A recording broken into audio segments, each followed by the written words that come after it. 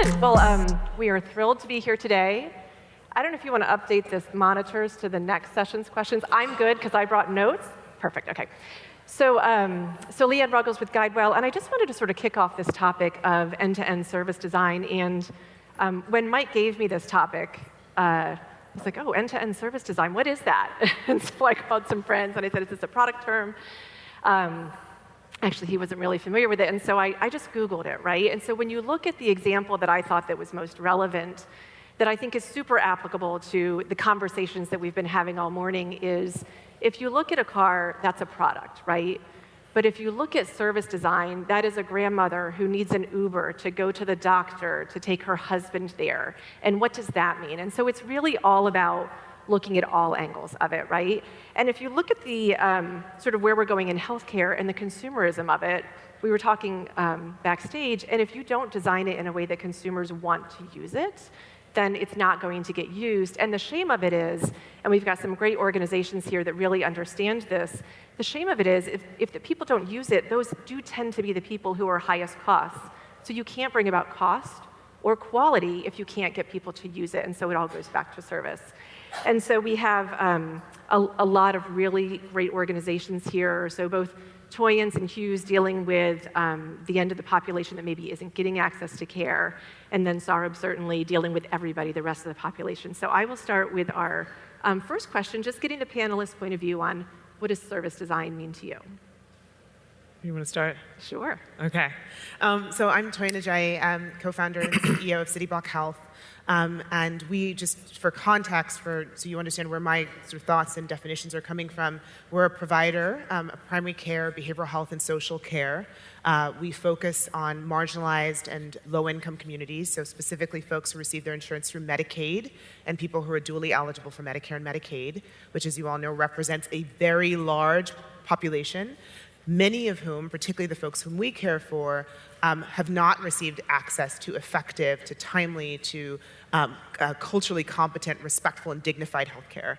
We enter into a value-based relationship, so we take financial risk on the total cost of care and quality outcomes for a population of individuals who we select for being of highest risk and most rising risk. And so when we think about service design, it really comes down to the foundations of what our product offering is. What is our business? And our business is about experiences of care and of caring that drive better health outcomes for people whose prior experiences of the healthcare system have often been stigmatizing, disrespectful, lacking trust, and inducing of trauma. And so when we think about how to build our model and how we start to really engage our members, it's all about that experience of care that they receive that's tailored to their lived reality. And we have teams of designers, of researchers, qualitative and quantitative experimentation to try to understand what does it actually look like for us to meet you where you are, to earn your trust, earn the right to understand what you need, and then actually deliver those services in a way that makes you want to keep coming back to us. So that's how we define service design, particularly for the population that we're serving. Excellent. Saurabh? Great. Well, it's great to be here. Thank you, Emids, for having us.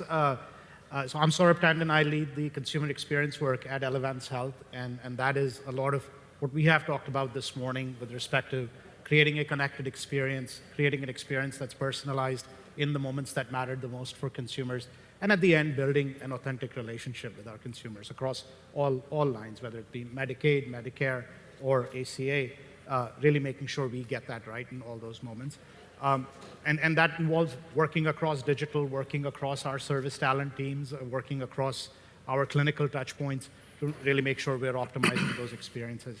And I'd say for us, and very similar to what was just shared, the notion of service design, I mean, it's really rooted in principles of human-centered design, in principles of behavioral science and data science, to say how do you get that transaction right? How do you get the consumer to do what you're trying to get done? What is the outcome you're trying to achieve, and make sure you're optimizing the experience to do that. So while that's been absolutely the core of what we've been doing with service design, I think where the aperture has really grown, and we've touched on this, is this whole notion of whole person health. So for us, it's become a lot more around bringing together social, behavioral, nutritional, and medical needs of our consumers to orchestrate an experience that is truly personalized to their needs and getting that right. And so broadening that aperture, honestly, is where we are headed with service design and getting that right in the communities we serve effectively every day. Thank you. Hugh? Yeah, a lot of similar comments. Equality Health, we are a tech-enabled primary care platform that's focused on diverse and underserved communities, and we take, like Toyin, we take financial risk on the full population across Medicaid, Medicare Advantage, and ACA and direct contracting. We provide ultimately a whole person care model that is focused on an intense primary care network backed by a deep behavioral health network and community-based organization to solve for social determinants, all integrated around a technology that allows us to get a full 360 longitudinal view of that patient so we can help affect their journey. And ultimately, we lower costs and improve the quality of members that are vulnerable, that have had no real access to where they spend their life, which is outside, generally, a lot of times, the primary care office. So when it comes to service design, to your question, I think it's just generally a methodology. It's a framework on how you think about how a group of common stakeholders think about aligning their vision and their objectives to achieve an end result. And in healthcare, the problem with end-to-end is it's pretty broad, right? It depends on how you're viewing end-to-end. And the real challenge in service design is how are you defining that episode, whatever it might be, or that continuum, or that broad-based approach to population health. And I think that's the challenge for the future is how do we create more of a craft out of it. Excellent. And so, as somebody I think mentioned this morning, is if you can't get people to engage, right, then you can't really affect change. So, in your experience, we've all talked about what service design is. What are the challenges and even the opportunities in using that to engage the population, recognizing the different individual populations that you guys are working with? Hugh, do you want to go first? Yeah, sure.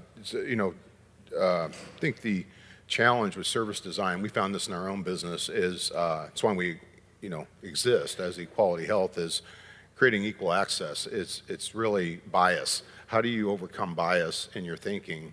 How do I understand the plight of an underserved, diverse community in achieving their health care? So you have to pull in the right experts. You have to really test the assumptions that you have built your foundation on, or otherwise it's not going to work. And what I think the opportunity is, many times when we're creating any kind of service or technology, it's easy for it to happen, is we get stuck in our own mindset. So I think the opportunity is to listen, to spend time with the constituents in the marketplace so that you're not, again, building on your own bias. Excellent. Yeah. Sarah? Yeah, for us, I think certainly it takes time, right? And I think when you're up against the pressures of delivery and commitments you need to hit, that time, as you just said, taking the time to listen to your consumers, testing, researching, it takes time. With that, I think it does create better outcomes. We see that when consumers engage more, we get to better health outcomes. And so it's not just about solving their problem when they're trying to reach us, it's getting them engaged when they enroll in their health plan and in their health throughout their health journey. What I would say, though, is that as it relates to challenges, for us, it's been sort of twofold. Internally, it's forced us to think differently about being end-to-end, right? If someone's trying to understand their benefits, it's not about just can we deliver that experience well through our app or over the phone call. It's also making sure that everything upstream from when the member enrolled to when we coded their benefits to when we, all the operations that go in upstream, are we automating enough? Are we making it easy? Why did the member even have to call us to get their, to understand their benefits? And so for us, it's forcing that internal thinking. And so that's the opportunity. And then externally, once again, to the points that you've heard, it is sort of forcing us to think beyond just the medical needs of the consumer, right? In the world of Medicaid and dual special needs populations, we uncovered that transportation was a big issue. So it wasn't really about medical needs. It was about sort of making sure consumers who weren't able to have access to transportation to either get to their care facility or to go fill a prescription, they were not only more likely to leave us, but they were less likely to fill their prescription, less likely to get the care, less likely to get the nutrition. So the real problem we had to solve was of transportation and not understanding their benefits. And so it sort of opened up the aperture in a very different way for us. And so I think that's where it is. And ultimately, it's to your point, getting people more engaged. Excellent. Yeah, I agree with both of you, and I think Hugh's point is particularly resonant for our population. You know, healthcare is really interesting. We're all consumers of healthcare, and so we all think we know what's wrong, and we think we know what should be fixed. And depending on what population you're solving for, your assumptions are probably not wrong, right? If you're thinking about solving issues around access or care quality for a commercially insured population who shops at Whole Foods and has an Amazon Prime account, using your own experience will get you probably 80% of the way there. And that's what people do. That's sort of like the heuristics of trying to solve a problem that you think you understand, I think is what has led for a very long time to a lot of companies, health plans, practices alike, thinking they can apply what has worked for one population to a marginalized population. And I think, so starting from scratch, you do not know. We've all experienced healthcare. We've been to the hospital. You do not know what it feels like to experience healthcare as somebody who we serve on a daily basis, unless you've actually had that lived experience. And you can assume that your engineering teams, your technology teams, your design teams also do not know that until they ask. And so forcing, I think, the humility of saying we've got to really understand what our stakeholders' experiences are and make no assumptions about what they need, what they want, what they understand, and what their barriers are until we've asked about them. And that requires rigor, and it requires discipline, and it requires, to your point, Sarah, time to ask, test, iterate, and make sure you got it right. It also requires real engagement with the stakeholders in the community and the population you're serving. And so for us, I think the challenge and the opportunity, and frankly, I think the thing that makes us special at CityBlock in many ways is that we've really taken the time throughout the organization to embed our teams with people with lived experience, to make sure that we are proximate to the members and the communities we serve, to bring their voices through research, qualitative and quantitative ways, into every part of the process of designing, and to be really humble. When we don't get the outcomes that we want, let's go back and challenge our own assumptions. Let's not fall into the trap of doing more of the same or imposing a solution on a problem that we haven't fully understood. And I think that's the essence of what the unlock will be for organizations that are really trying to move the needle for systemically marginalized populations that are not typically represented in leadership of the organizations that are trying to solve their problems. Excellent.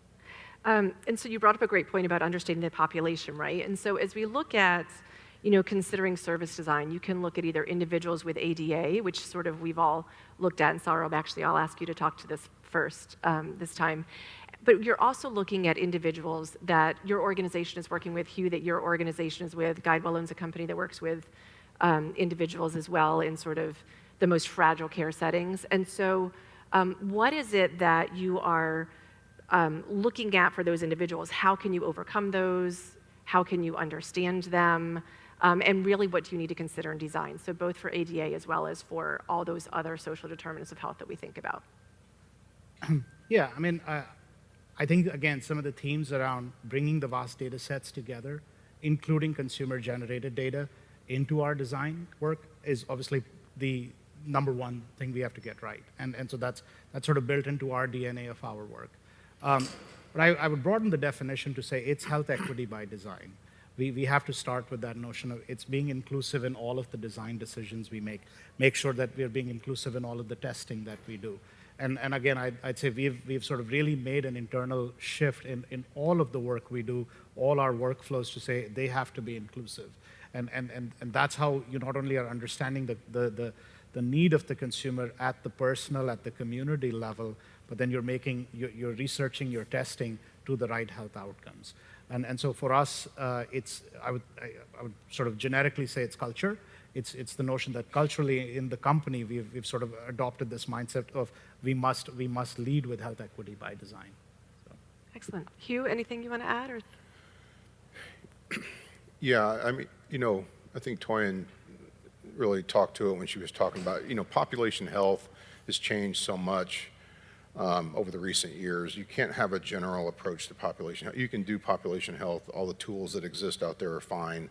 But when you're in the Medicaid space, you have such a diversity of patients that you're working through and needs that, just like seniors in Medicare Advantage, that are maybe better defined in terms of what the care models are, these are community-based. These are newer. It's not where healthcare has been. So to scale and to provide services, you have to look at the subpopulation. So the challenge, like for example at Equality Health, is we have to adopt our care models to work across pediatrics, to work across ABD, to work across TANF, to work across different needs that different constituents of a means-tested program like Medicaid serve up.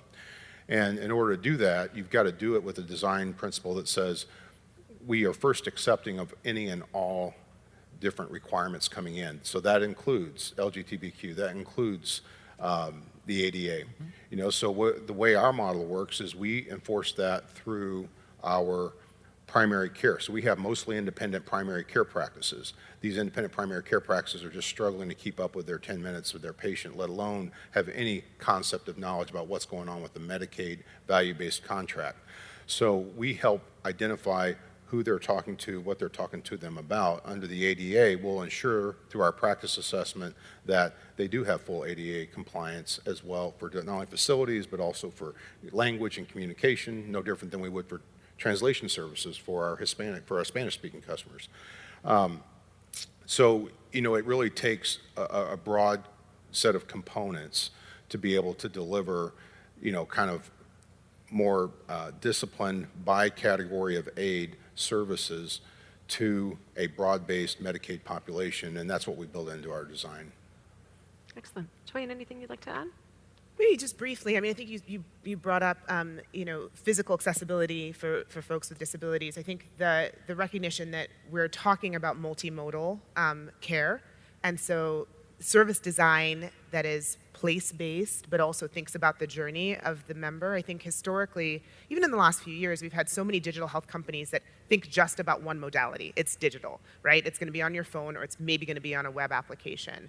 What we know now is that what we need to be successful is a continuum of care that spans from in-home, in-clinic, digital, and that's pretty seamless for the consumer. And so if you design each vertical, here's my clinic, here's my home-based model, here's my virtual model, and you don't think about the synergies across and how people move through these different modalities, you're missing an opportunity, and I think introducing friction. And so for us, I think that approach that is, it's driven by patient archetypes, member archetypes, and so not what is your demographic, it's what are your needs? How do we really think about a person who struggles with mental health and social challenges and has lived a life full of trauma? How do we think about a person who is approaching the end of life as a separate archetype of a person? And then we map their journey through our experience. So when do they come to the hub? When do we go to their home? What happens in between? How do they like to be followed up? How do we refer to them in a text message? Mr. So-and-so, Ms. So-and-so, by their first name. That stuff really matters. And that sort of experience being consistent throughout, irrespective of the how, it's almost we're taking the burden of figuring out the modality and making sure for the members that their journey is consistent and it's reflective of how we've learned about what we've learned about how they want to be cared for, I think is really important. And so, you know, an approach that really thinks about that end-to-end experience across modalities, I think is really critical. Okay. And so given, so Hugh and Toyin, you're really in the person, right, out there meeting with people. Saurabh, you're more in the digital, right, the digital approach. So how are you using technology to really enable that person-to-person care? And then Hugh, I'll let you take it, and then Saurabh. Yeah, I think it very much what I described. I think we've learned, and our members have taught us that you cannot, one size definitely does not fit all, and it's very, very difficult to segment people into one single modality of care. Our needs change over time. And they change sometimes quite quickly. Some folks really, really want to do virtual care for their behavioral health needs because they like the convenience of that. Others, same diagnosis, same complexity, will say, I've got no safe place in my home to have a private conversation about my mental health. I'd like to come in.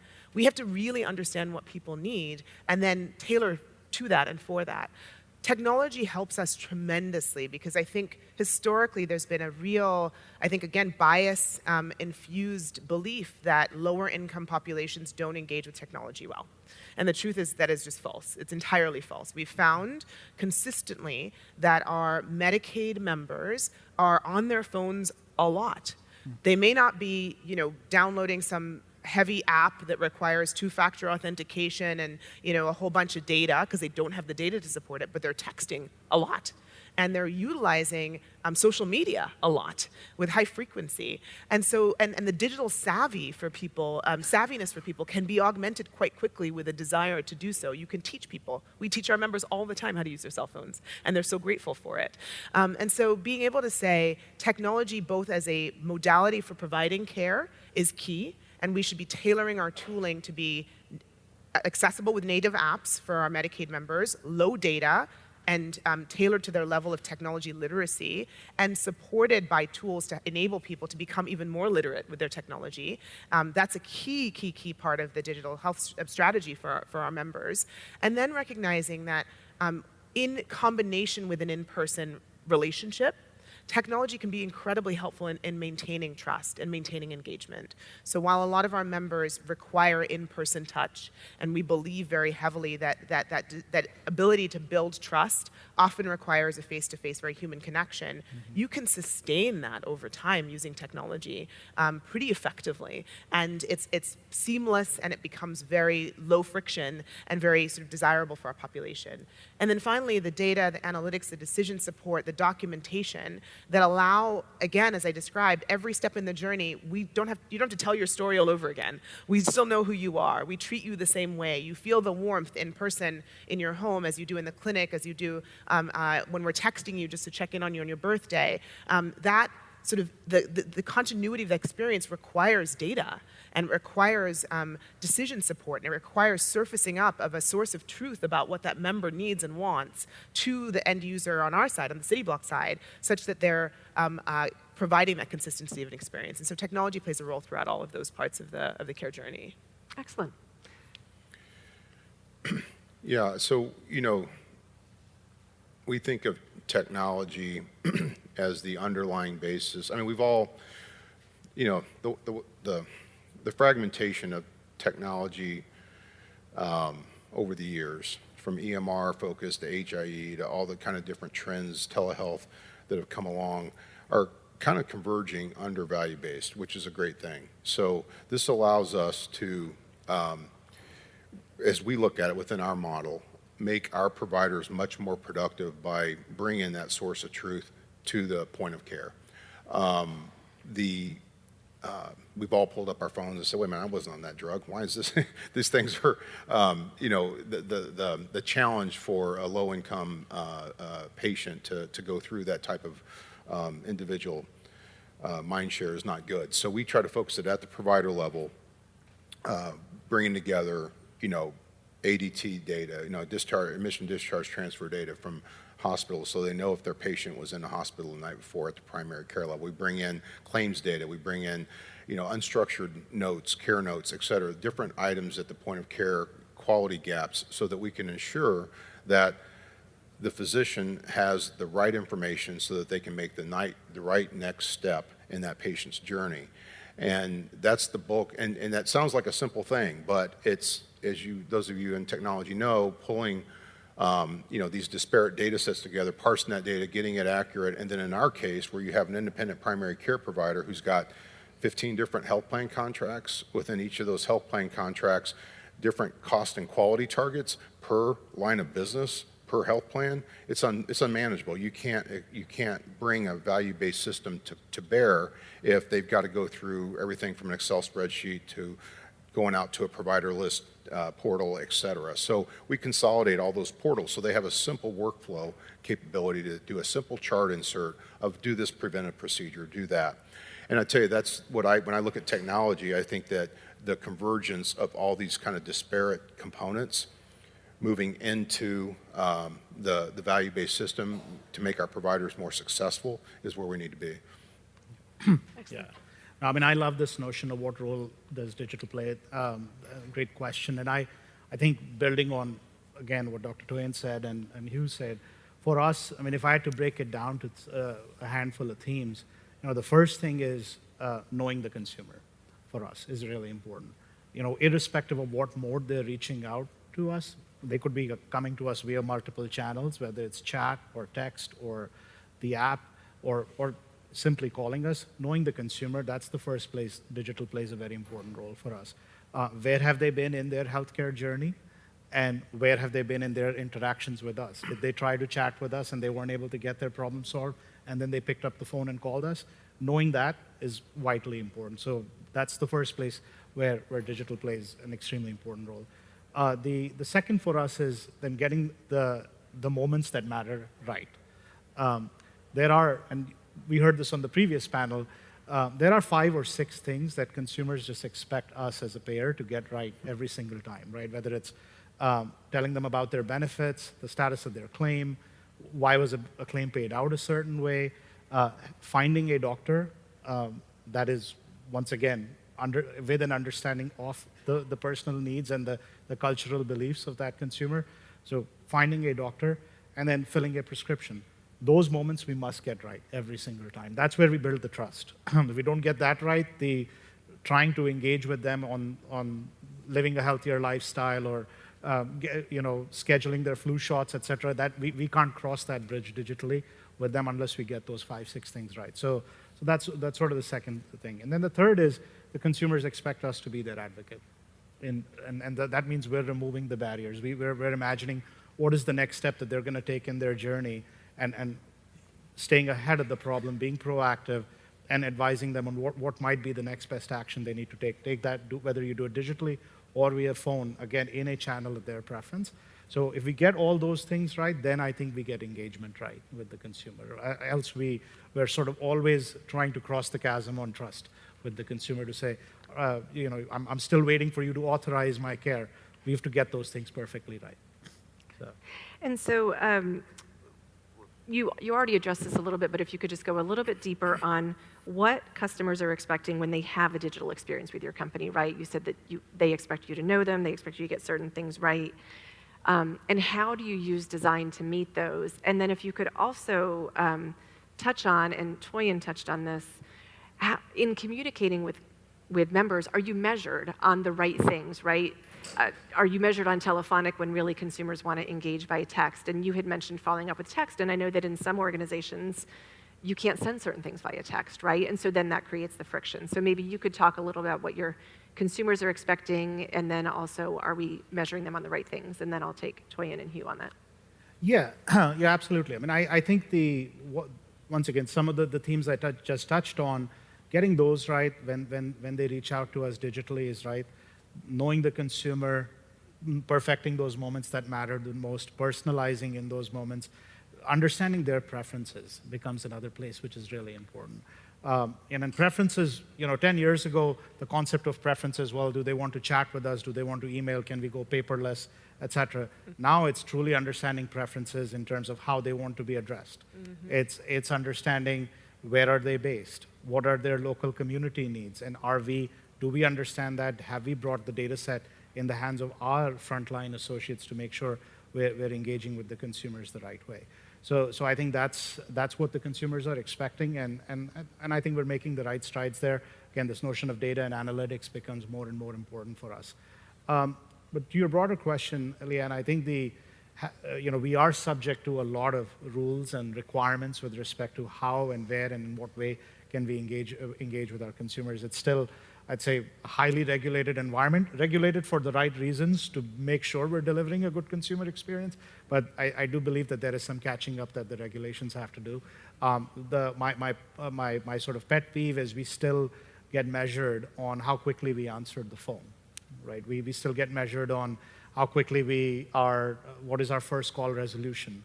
And those are important measures. They were designed at the right point and place with the right intention. But I do believe that needs to start to change. Are we solving the consumer problem, right? That the measure that I like to talk about a lot more is task completion. Did we understand their intent, and did we help them complete what they were trying to do, irrespective of which channel they tried to engage? And we carried the context through all those channels.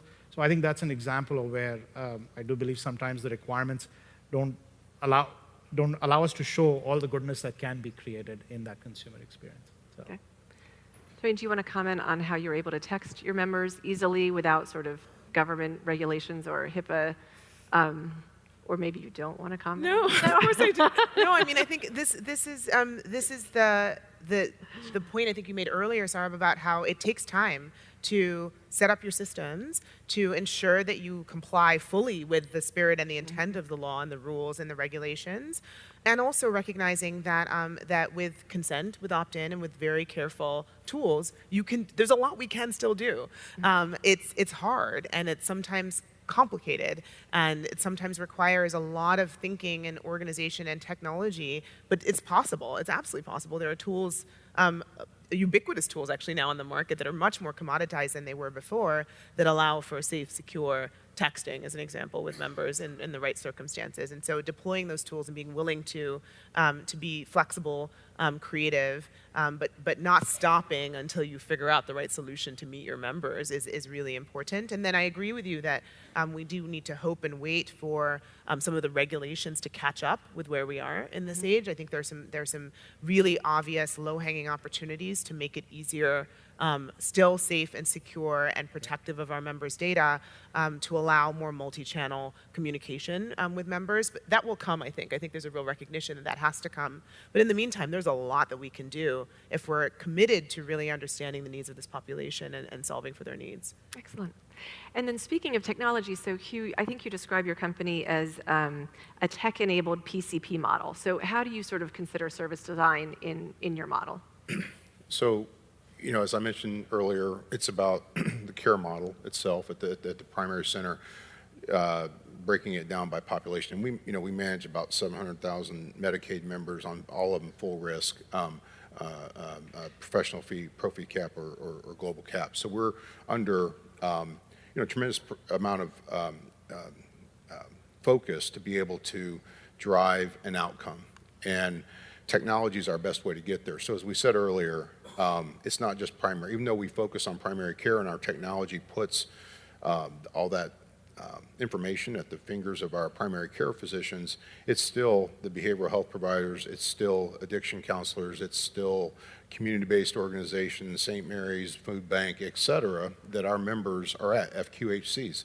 So we have technology that has allowed us to streamline that process so that we can longitudinally follow that patient, comply with the 42 CFR rules of being able to share psychotropic drugs with other non-providers, non-primary care providers, as well as connect our CBOs to the comorbidities that generally exist in social determinants. So someone that has a housing issue usually has a food issue, food insecurity, likely has potential domestic violence. There's a whole host of items that cause that person to be potentially homeless and needing of services. So we have to cast a wide net, and we use our technology to be able to bind it and share information at the point of care beyond primary care so that we can route the patient to the appropriate and that part of the service design started with something as simple as Google Notes to now a much more sophisticated technology platform. Excellent. So, so we're nearing the end of our conversation, and so I wanted to ask each panelist to spend sort of 1 minute sharing either a message or a piece of advice that you would have around service design. And so to give you guys time to think of that, I'll go first. So, so just sort of in recognizing where I come from, right, GuideWell, Florida Blue, we have very intentionally partnered and owned or partially owned companies that are in the business of what we want to be delivering for our consumers. And so, we have On Life, which is sort of guiding members on the next right thing to do. We have MCARA Health, which is similar, working with populations in sort of the most underserved areas. New Directions Behavioral Health, we recently invested in Pager to connect members.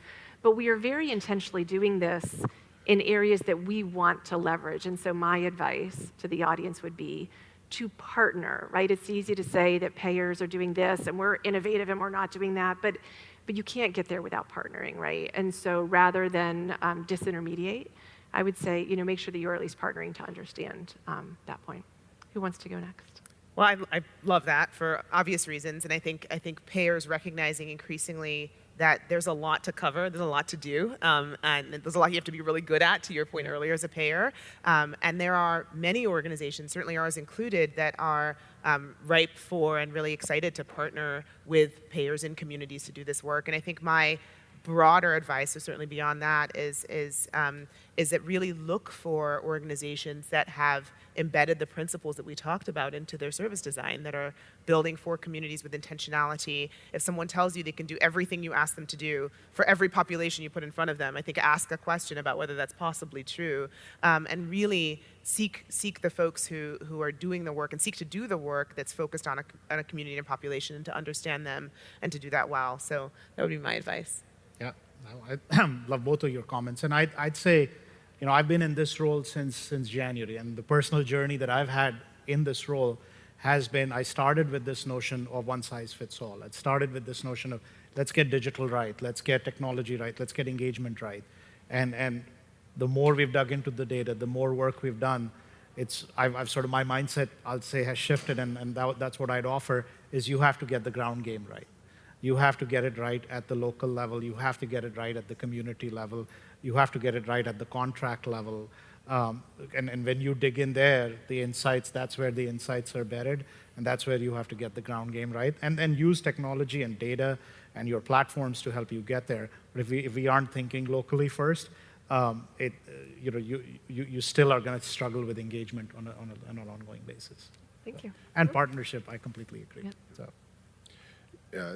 Building on the same things my distinguished colleague said here, I think the goal, the advice I would have would be on collaboration is, especially in Medicaid, the premium, sharing the premium further downstream. We've already done that in Medicare Advantage, and it's had good results.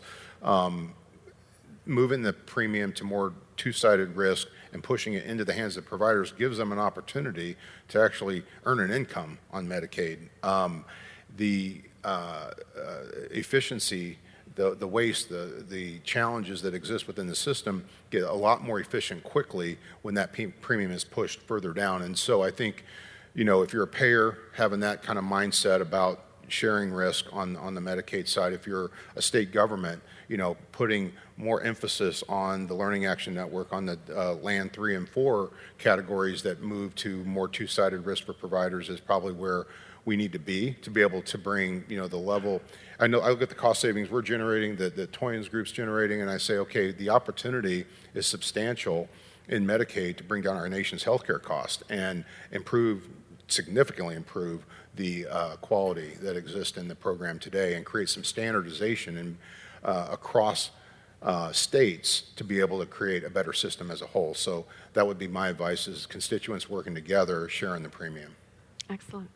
And so I would just sort of echo, kind of in the spirit of concluding this, that collaboration is required, right? You have to understand all sides, and ties into nicely. Emids, thank you for bringing us together to sort of allow us to collaborate across different organizations.